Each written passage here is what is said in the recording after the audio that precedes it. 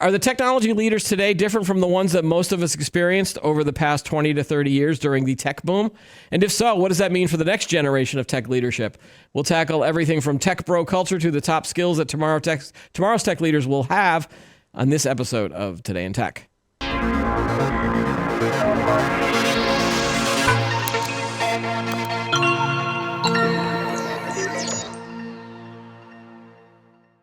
Hi, everybody. Welcome to Today in Tech. I'm Keith Shaw. Joining me on the show today is Robert Eric Siegel. He is a lecturer in management at the Stanford Graduate School of Business, as well as a venture partner at Piva. Welcome to the show, Rob. Thanks, Keith. Great to be here. All right, so let's just jump right into it. In the course of your career, have you seen any changes in how technology leaders are created today versus maybe those in the past? Because you have seen a shift, correct? Absolutely. I think the biggest difference is that today's technology leaders are far more focused. They're very product-led in terms of how they think about building their companies, but also their social personas are very different than a lot of the tech leaders that came before. If you look at the founding of Silicon Valley, people like Bill Hewlett, David Packard, Bob Noyce, Andy Grove, etc., these were people who brought a gravitas of character towards what they were doing, how they ran their companies, how they conducted themselves, in the public eye. And we see, with the rise of social media and the importance of tech on a global basis, we've seen that a lot of the technology leaders today will be more bombastic, far more out there, will be trying to make noise for the sake of making noise. And by the way, they get rewarded on blogs, on podcasts, on mainstream media and social media. So there's a positive reinforcing circle for them from an attention standpoint. Not clear that it's kind of the behavior of stewardship that we saw perhaps from a previous generation of technology leaders. Do you still see the same type of people going into it with your classes at Stanford? Is there still I don't want to say stereotype, but is there an archetype that you see? Well, it's funny, when I graduated from Stanford over 30 years ago, the tech industry was substantively smaller. And even here within the heart of Silicon Valley, those of us who went into tech was a much smaller subset of the graduating population. Now it's very, very prominent. Not only are the large tech companies so much more impactful on a global basis, but as we've talked about, Keith, every company has a tech aspect to it. So you see many, many more people going into tech. And I think that you also see a lot of people maybe who are less technologically focused than they used to be. As tech becomes more prominent in everything from retail to financial services, etc., you will see people going into tech businesses, but are oftentimes very applied vertically into a particular domain. So they may or may not have engineering degrees as in the past. The last thing I'll say is they are very much more diverse than they were even 30, 40 years ago or even 20 years ago. There are some issues that we'll talk about a bit, I know that you're going to raise in our discussions, but it's certainly very, very different than it was 3 decades ago. Well, yeah. So when you see a student coming in, or you see someone who's like, I want to be a tech leader, I want to be an entrepreneur, do they come in knowing that they have an idea in mind, or do they just want to learn the skills of I'll get that idea eventually, or I'll find someone who has the idea and then run with it? How much does a future entrepreneur need to understand technology, especially if every company is either a technology company or with generative AI, every company is now an AI company. So right. What do you see when students are coming in? And then do you roll your eyes or not? Well, I do roll my eyes a little bit because I would say in particular at the Graduate School of Business, we see a lot of people who are more enamored with the notion of entrepreneurship, whether or not it's a particular idea that they know going in about what they want to explore. Yeah. You'll see students, whether they're undergrads or even people at the graduate school level, they see it as a 2-3 year period to explore ideas and explore opportunities that they might try something on and then discard it and try something else. So you don't have a lot of people who say, I'm coming back because I want to do something specific. They're trying to figure out how to exercise the muscles to figure out what they want to go into. I think perhaps one of the concerns that I see is what's made, I think, Stanford and Silicon Valley so successful the last 20 to 30 years. It's not clear to me these are going to be the issues that we're going to be facing as a society and as global business leaders for the next couple of decades. So I know that we're very, very prominent in entrepreneurship and all the skills and classes and things that we teach the students. I have to wonder, however, if the issues that are facing the future generations over the next 20 and 30 years in business, I'm pretty convinced they're not going to be kind of the challenges that we saw the last 20 years. And I think it's important that we're making sure that we're giving the next generation of leaders the tools they need to be successful on a global basis. Yeah. So when you were explaining some of the differences, another question popped into my head. Do today's students that you're seeing, do they understand the weight or the gravitas of those that came before them? Do they get a sense that they are standing on the shoulders of giants in the tech space, or do they not know about the history? I worry that how I'm going to answer this question, I'm going to sound like Clint Eastwood and shake my fist saying, get off of my lawn. But I would say broadly writ, no. I don't think that today's tech leaders really understand. You look at people like Hewlett and Packard and Bob Noyce. These were people who went and served in Washington in both Democratic and Republican administrations when they were called to do so by their government. And if we look at the tech leaders that we see today, I don't think they really understand some of the broader issues about how society is shaping up. A lot of it is shaped, it seems, predominantly by a lot of their self-interest. And I think one of my worries about Silicon Valley is that people want to come here for the gold rush, kind of want to come here to become a leader. But what does that really mean to be a leader? We have I think a dearth of statesmen and stateswomen and stewards of organizations, especially as the money has become so big and the implications have become so big, that I worry that we might be training a generation of leaders who are a little bit too focused on, have I put a dent in the universe? Have I done something that allowed me to build something that was so huge economically, without thinking of some of the implications of the products and services that get sold into society? Is that a nice way of saying that everyone is just chasing the money and they go into this going, yeah, I just want to be a tech billionaire by the age of 30?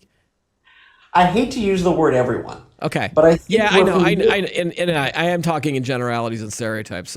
Exactly. And because we talk in generalities and stereotypes, right. On the plus side, teaching at Stanford's like teaching at the United Nations, right? My students are brilliant and they come from all over the world. You see men and women from every continent in front of you. And I think one of the things that I try to kind of guide them towards is thinking about, in a world where every product and service is connected, as we talk about every company is a tech company, what's the implication of action and reaction of when data and information is flowing, inside of a company or between your company and your ecosystem as you're crossing borders? It's not just the men and women who run large multinationals who are dealing with a global society. Even smaller companies will cross borders, and you have to be thinking about what are the issues of the people on the other side of the world and in these other countries. What are they going through? How do you navigate through cultural issues, legal issues, and all the dynamics that come along with this? And I think one of the things that's critical for the next generation of future tech leaders is, even if you see a split between the US and China, and we see kind of different tech stacks that will develop and the likes of this, people are still going to be crossing borders. I mean, you and I right now, think about the technology that we're using. I'm here in my television studio, my home office, which was designed during the pandemic. I teach people all over the world from this location or from the Stanford campus, much less being on campus with people and with students. Right. And so we have to be thinking about what are these reactions and the interconnectedness, and what does that mean for the products and services that we sell? Yeah, and I guess in the future, at some point, we'll be doing AR, VR interviews with people, and so that'll change the dynamic of how I react versus how I'm reacting with cameras and screens, right? And whether it's AR and VR, and I'm a little skeptical, just because I think some of the dynamics of what we have on our heads, will that really create a great experience? Yeah. But it is going to be and.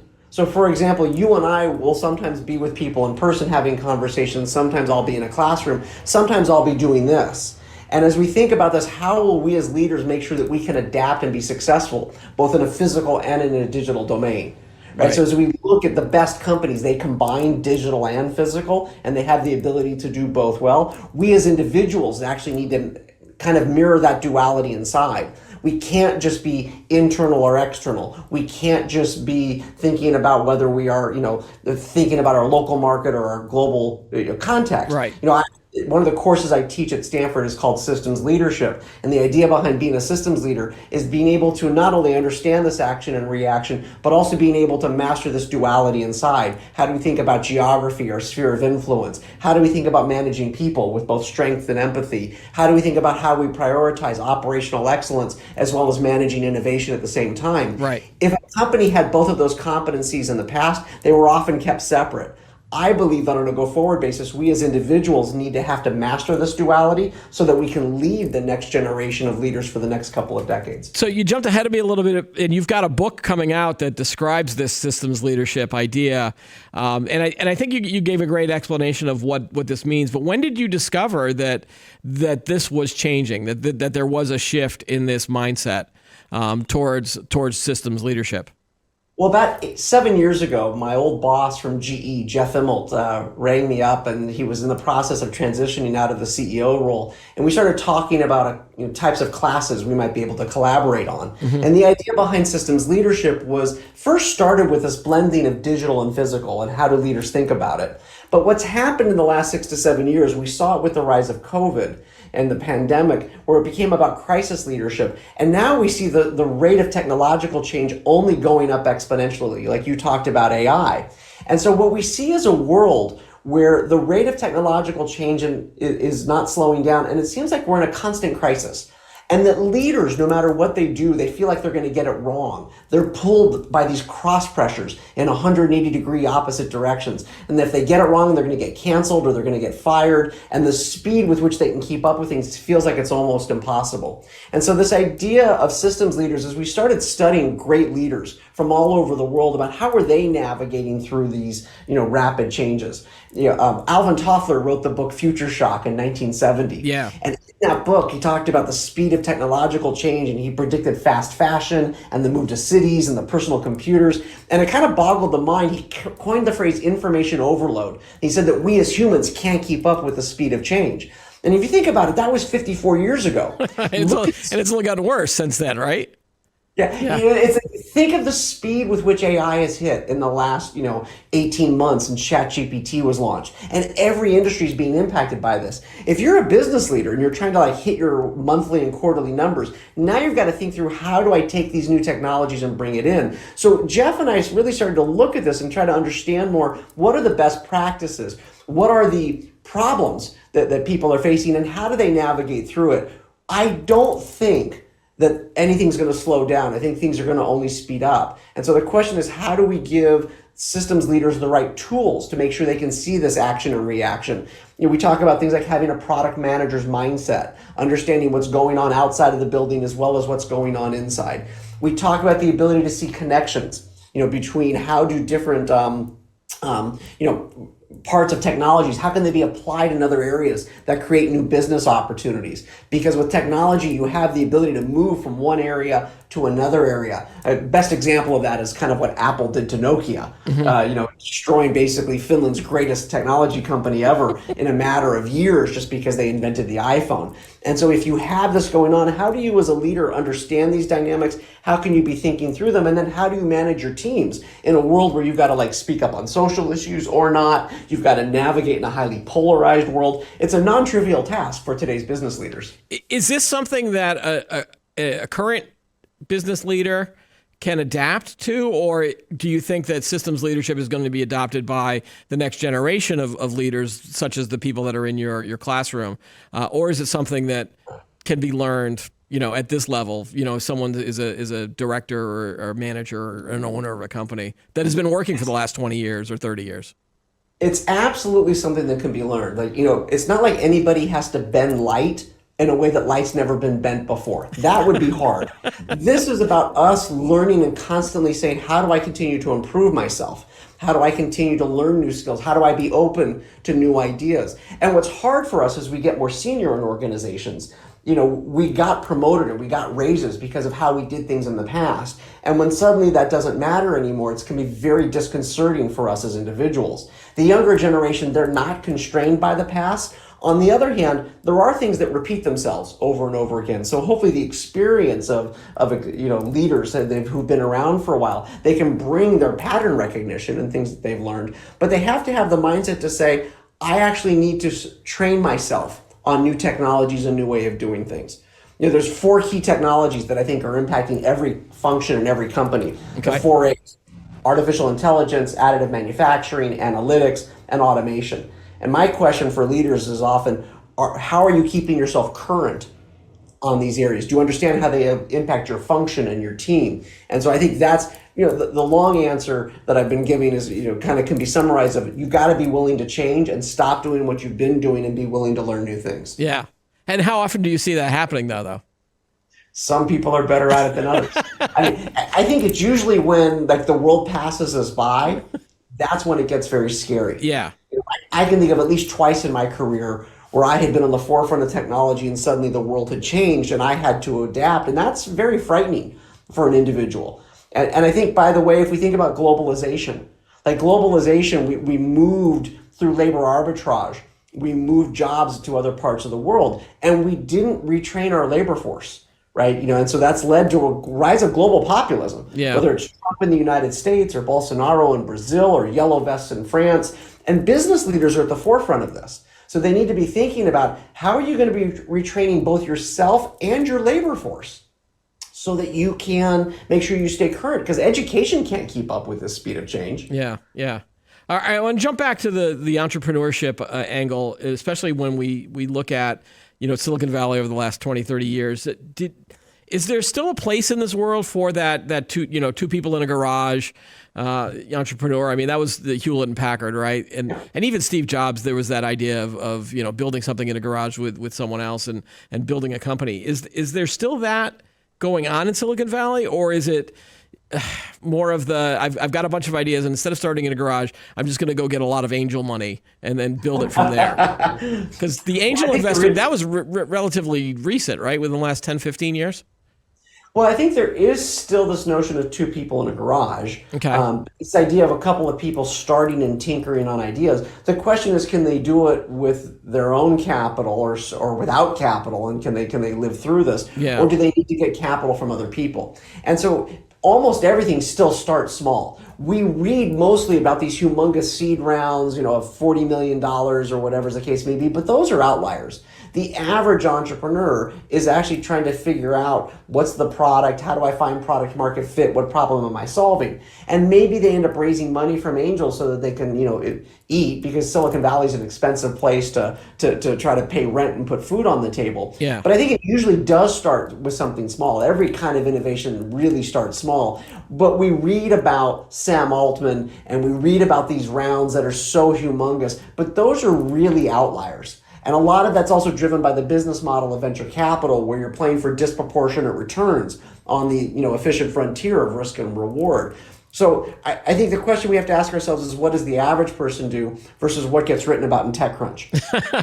And you can certainly blame the media for a lot of that too. I mean, we put spotlights. Again, we're celebrity chasers for a lot of these stories, and again, we're going after a world that's looking for clicks and views and all that other stuff. It's very hard for me to just do a profile on the average person, right? Well, the business of media is a business. Yeah. And that's neither bad nor good. And so the question is, what you have to serve up to people what they want and what's going to get people to engage, for better and for worse. And so, from the academic side, our job is to try to understand, what is it that kind of breaks down the repeatable patterns or the lessons or the tools that we can give entrepreneurs as they're building their companies.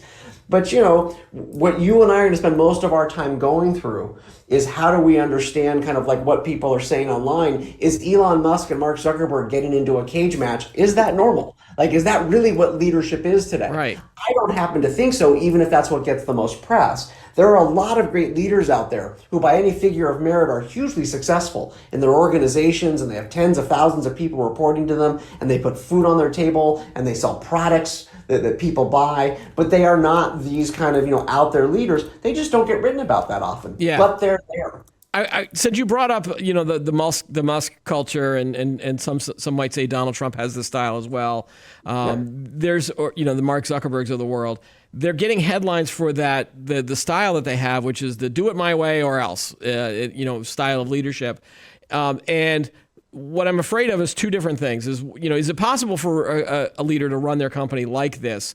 Or does this attitude only work because they have the I don't give a crap money is what I'm going to call it. And so they don't, that's what they have, a lot of money, so they don't need to worry about that And then what I'm worried about is someone who doesn't have all that money. They start thinking that that's the business leadership style that's going to get results for their company. And I guess the biggest analogy I have is Bill Belichick with the New England Patriots. I'm a New England guy, here. Whenever he had a coach that would then get a head coaching position somewhere else, they tried that whole Bill Belichick mentality and they failed miserably. So is there an equivalent in Silicon Valley where people might think, oh, Elon Musk is so successful, so I'm gonna be that way with my employees? Elon Musk and Steve Jobs are amazing leaders, and what they've accomplished are truly kind of, every few people a century that are like that. They're outliers, whether somewhere between 6 and 18 sigma to the right of the mean. They don't count. And they can get away with that because, let's face it, Elon Musk lands rockets on barges in the middle of the ocean. That's pretty cool. That's not you and me. Right. And the average leader kind of needs to find her or his own voice for how they're going to lead their teams. And we have to also be aware of the fact that there are we can talk about stereotypes of generations. I say this without any prejudice. Generations are different. Boomers were different than Gen X, which were different than millennials, which are different than Gen Z, because their lived experience has been different. Right. How they interacted with technology, what their experience was like in education, K through 12 or as undergrads, is very different. And as they enter the labor force or as they enter even the grad school level, we as managers and as leaders need to understand, how do I understand where they are, but at the same token, you've got to be accountable for delivering results and everything else. You're going to have to find that blend. So I would say that the idea that you are just going to be, cracking the whip at all times and I'm Elon Musk, well, he can get away with it because he's Elon effing Musk. But for the rest of us, we got to find ways to motivate a team. And you talked about Bill Belichick, Nick Saban. Let me go to another football coach. Yeah, friends of Bill Belichick too, by the way. Right? Yeah. Right. And by the way, there's a great, set of interviews that they did with each other that talked about their leadership styles. Coach Saban talked once about how, a decade ago he would tell a player what to go do and they'd go do it. And now he says, I have to tell the player what to go do, but also why. Because the players are just different than they were 10 years ago, and he's got to figure out how to be effective to get the results that he wants. I think we as leaders always need to grow and change, but also need to understand the dynamic of what's going on around us. So I would say putting Musk and Jobs up there as that's going to be my management style. No, that's their management style. Right. You just need to understand what are ours and how do I get the type of results I need of a team. You coach different athletes differently. We should be leading different leaders differently. And you need to, as a leader, kind of have that blend of strength and empathy. You want to show your team a strong leader, but you also can still see that they let them see your humanity and you can see their humanity. Yeah. A lot of great leaders I'll be writing about in the book that were kind of great examples of that, where they were able to show these are nobody's pushovers. On the other hand, it's a false choice between being ambitious and being kind. Do you see a lot of leaders that have that self-reflection capability? Because I don't know how many of those leaders would be able to look at themselves going, I do have problems that I need to work on. It feels like most leaders you meet, they're like, yeah, I'm the best and I'm gonna succeed no matter what. I don't read about those people online, but they show it in the classroom. Okay. And that's one of the advantages of being on the academic side versus being on the journalist side, that they will actually talk through their issues and what they're going through in ways that they can't when they don't have to be on market. Now, by the way, they will show strong points of view and strong perspectives. Again, these people aren't pushovers, but they try to think, really subtly about, some oftentimes very nuanced topics. How are companies that are located in the United States going to deal with doing business in China or not, or in certain parts of the world or not? And I find most of them to be quite thoughtful in how they think through it. But of course, that doesn't get clicks, as we talked about earlier, and that doesn't always, kind of make them the most high-profile people. But I get leaders in whether it's anybody from the CEO of Goldman Sachs to the head of Mubadala in the Middle East, to even Steve Ballmer, to even men and women who are entrepreneurs from around the world who will come into my classes, and they will show very different styles and very different perspectives for how they navigate through these issues. Yeah. All right. I want you to put your VC hat on for a second. So take off your academic hat, and you are a venture partner at a firm. So is there still a mindset of that you have to be in Silicon Valley in order to succeed? Because I've seen ebbs and flows where you get a lot of people that go, oh, there's a lot of other investment companies out there in the rest of the world, in the Midwest, in the East, and you know, all of these cities that claim to be like Silicon Alley, Silicon Desert, Silicon, you know, all these other places. Is there still a mindset though for a lot of entrepreneurs that, well, you know, you got to be in that one, you got to be in that region? Yes or no at this point? I'm going to say no, but with an asterisk. Okay, that's fair. That there are certainly hubs of innovation that are built in other parts of the world. You talked about Silicon Alley. We see New York, Munich, Shanghai. You know, there are parts of the world where there's a lot of really interesting stuff going on. Like right now, Riyadh in Saudi Arabia is one of the most amazing things I've ever seen, given the transformation in that country. Yeah.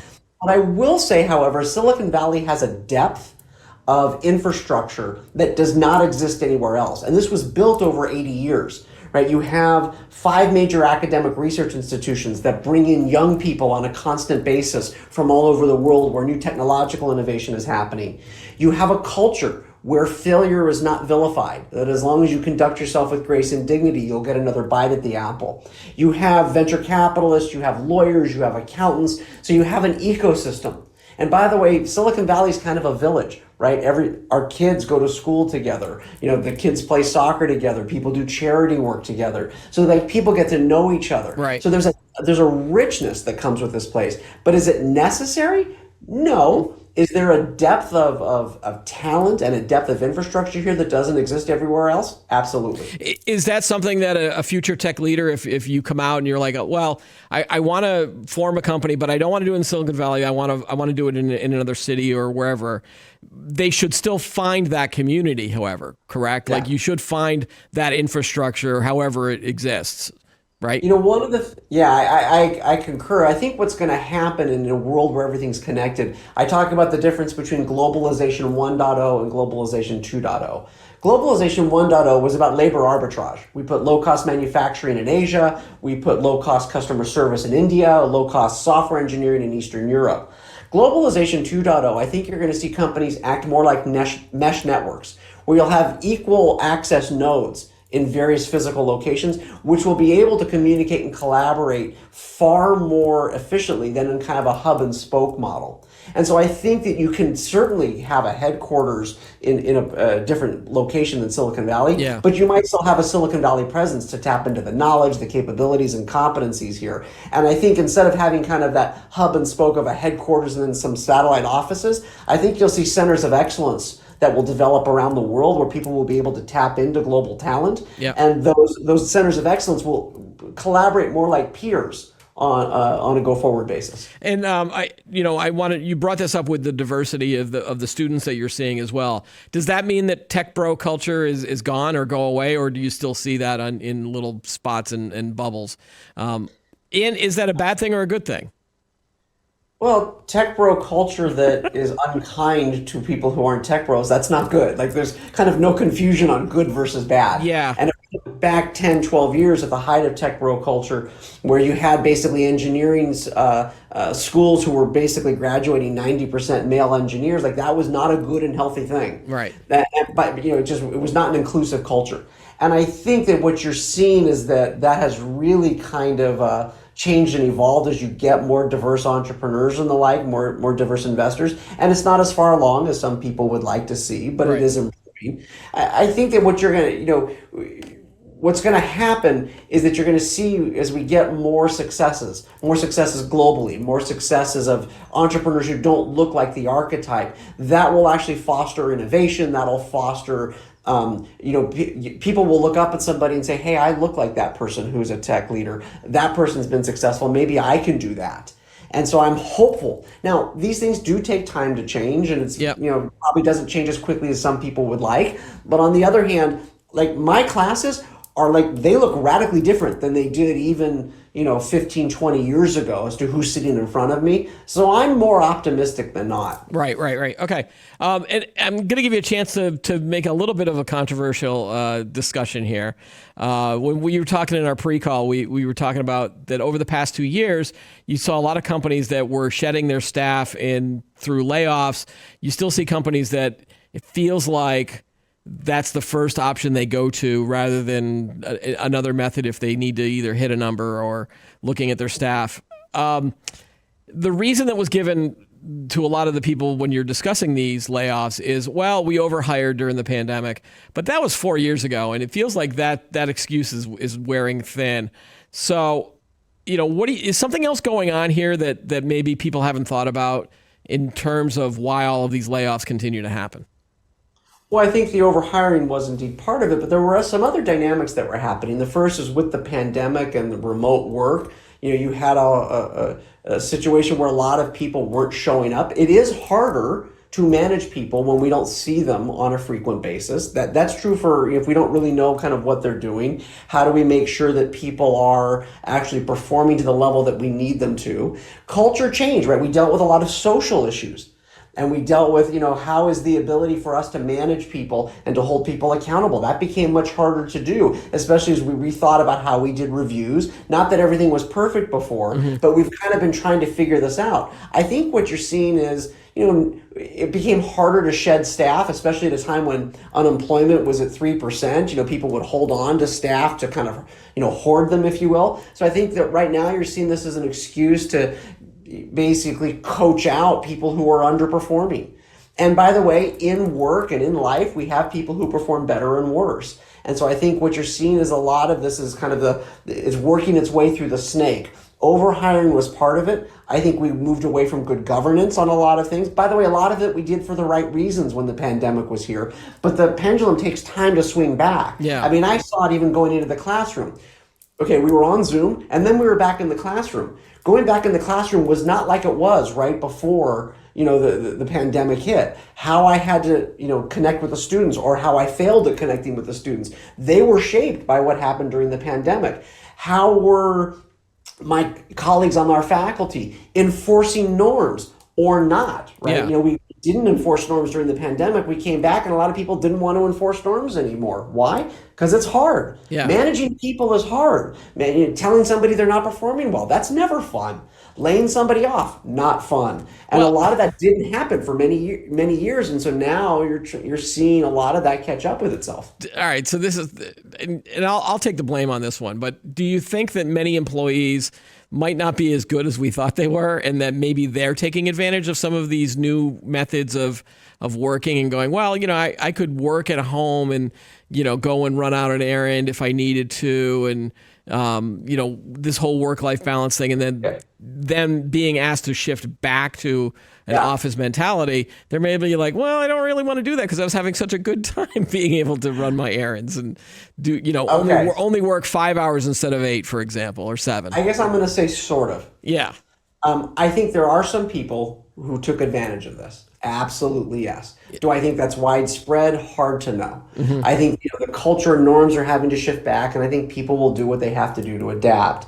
I also think that we need to be kind of at a time again where we weren't enforcing norms. A lot of people got away with stuff. Now, by the way, there's a flip side to this, right? If you have children, how do you make sure if your school's closed, what do you do for childcare? Right. There are some advantages that came out of this that we were able to see our teammates and our employees as whole people.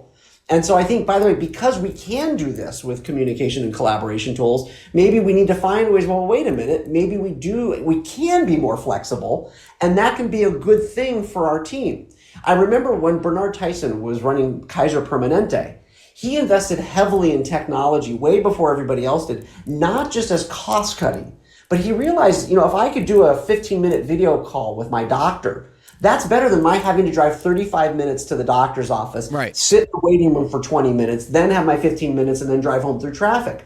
So there are times that we can think about how do we use tech to be more efficient. Maybe not all the time, but we should be able to find ways, well, wait a minute, what are the pressures that my employees are under? And are there times when I can be a little bit more flexible and technology allows us still to be productive? So yes, some people took advantage of it, but I also think how we think about the future of work we also as leaders need to be aware of these things and figure out where's that balance between the two. Right. And I'm not saying that obviously people that have kids are not going to have these problems. And there's certainly an empathy that goes along with people that have, I mean, I've got 3 myself, and the last 15, 18 years, I've been juggling all this stuff. But what bothers me is when I see stories that are in the Wall Street Journal about mouse jigglers and the software that makes it look like you're working, and then the companies respond to that by putting monitoring software on computers, and so you have this balance. And I think Wells Fargo recently just let a bunch of people go because these people were using these mouse jigglers, the software to make it pretend like they were going to work. Is that an extreme, or is this now becoming an attitude with some workers? Is like, well, I'm working at home so I can get away with it more versus when I was in the office, and that's what's concerning me. I think it's an extreme, and it makes for a great story in the Wall Street Journal. And by the way, I read the same story too, right? Yeah. So it's like we read it because it titillates and it's fun. Like, oh my God, I can't believe that. We can get indignant on it. Okay, but let me play with the other side of this, which is we have to think about, how do we use systems and how do we use capabilities? Are we trying to, put, stuff on our employees' machines because we're trying to kind of monitor them, and like the way Frederick Taylor, the way they designed factories to keep people in a very narrow box? Or do you build a culture of accountability and responsibility? See, to me, I think there's different ways to approach this. Let's go back to sports because you brought it up with Bill Belichick. Sure. If you look at those Patriots teams, they had this expression, do your job. Right. And the idea behind this is if you're the quarterback and I'm an offensive lineman, if you do your job and I do my job, we win. We play for each other. Right. And my job is to make sure that whatever I'm doing, I am doing it to the best of my ability. That gets to a culture of why are we doing what we do? And so I think what happens is like we try to approach this. We are very clear on what our expectations are. And when people live up to it, we reward them for it. And we win as a team. When people don't, do what we need to do, they have to be coached off the team. And that's true in business. And so the real trick is for every individual to find, where are the values, where's the culture that I want to work for, and that's what I want to be a part of. It's a big world. Not every company needs to be run the same way. Right. Okay.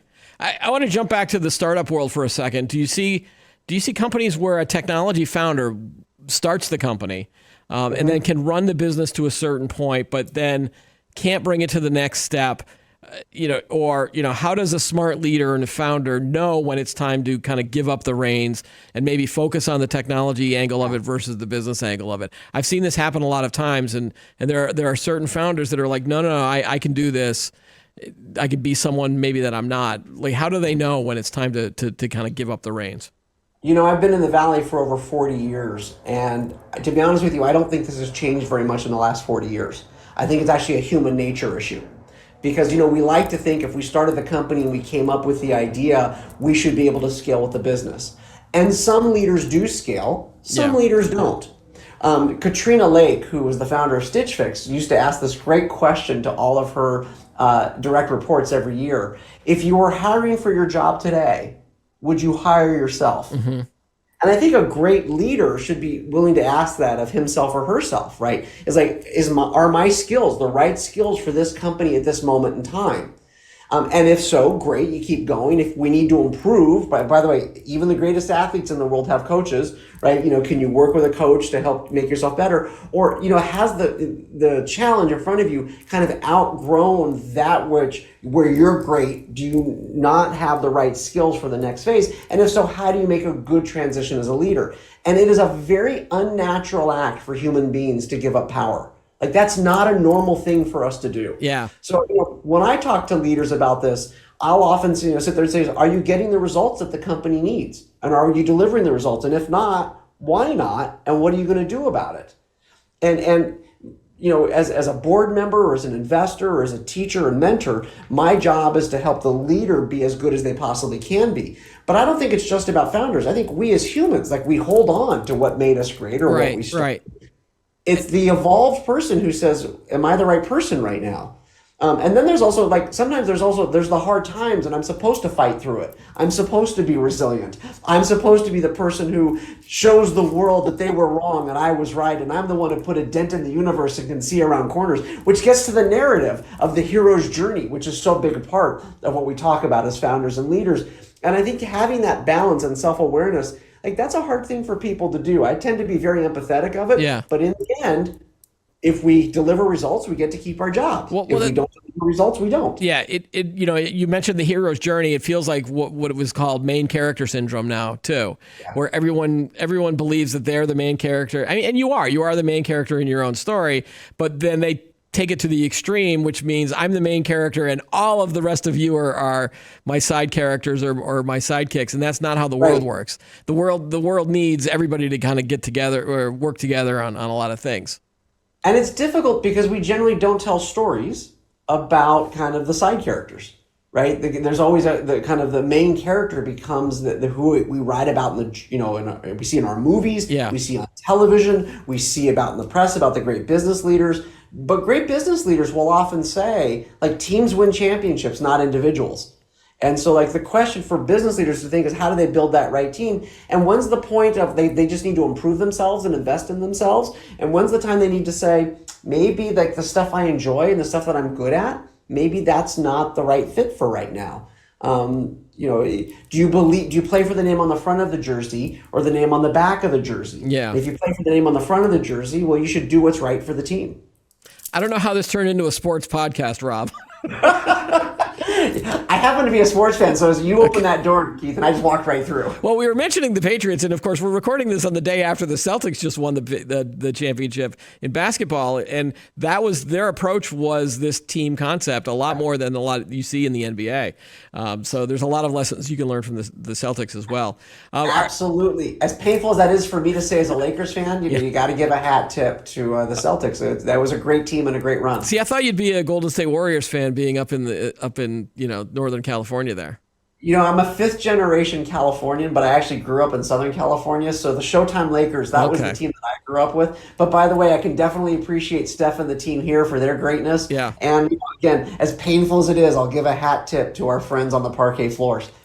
All right. So again, I'm going to ask you to put your VC hat on again, and it wouldn't be one of our podcasts here if we didn't talk about generative AI a little bit more. So is there going to be a reckoning in the space around all of this money that's going to these AI companies? A correction, maybe? I mean, I don't want to use the B word. Okay. Are we heading for a B word? A bubble burst? Yeah. Okay. So yes. Yeah. And this stuff's real. Okay. Like I work with companies all over the world. I have never seen a technology adopted so quickly by both large and small companies and see it being applied and experimented in many different ways. Like this stuff is real. How it's all going to sort itself out, we're in the early innings and we're still figuring it out. Did too much money kind of flood into this, and do we have valuations that are ridiculous and make no sense? Oh, dear God, yes. Yeah. But now the question is, and by the way, that's normal in the hype cycle, and so this is just another one of these hype cycles. But I've got to tell you, in my 40 years in tech, I've never seen a technology, be applied so quickly, be used so pervasively, and so quickly. I mean, even in how I teach, right? And I can see my students using it. And for 24 hours, I fought it. Like NFW, like the students, I want them to, they're just using it to not do the work. And then I realized it's an instrument. They need to learn how to play it. Yeah. And so I totally changed my mindset on, okay, if you're going to use it, I want you to be better than if you didn't use it. And you try to work with them to try to make sure that they can figure out how to synthesize and learn, but apply the human in the loop. I see it with the large clients and even the small clients that I work with. And so lots of startups, every startup is an AI startup, but eventually you got to figure out how you're going to make money other than just having .ai in your company's domain. Well, and it feels like the use cases and the end users are not adopting it as maybe quickly as a lot of these companies would hope, because they need to have revenue attached to it in order to keep it running. Do you see that eventually changing where users will understand how to use it in their regular lives or in their work lives, or is it going to become a niche feature set within something that they're working with? My bet is that it's going to become pervasive but it will be inconsistent at the speed with which it gets applied. Okay. We're seeing the technology evolve so quickly. Different generations of models that come out, and we're seeing that how they improve so substantively.